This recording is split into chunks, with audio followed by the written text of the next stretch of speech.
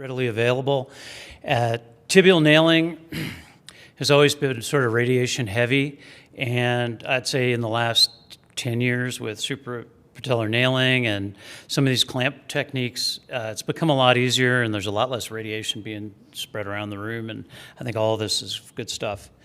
So tibia fracture is a very common injury, and the indications for nailing have expanded, obviously. It's not just for an isthmal fracture now, and you saw some great cases of extreme nailing, but they're often relatively simple fractures, spiral or oblique fractures. So if you look at midshaft tibia fractures, like 70% are simple fractures.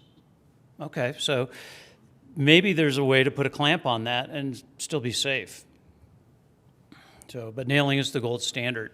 And then you get up to the top of the tibia or the bottom of the tibia, and the malunion rate has been historically astronomical. And people get scared when they get metaphyseal fractures because they don't want to end up at 20 degrees of malalignment.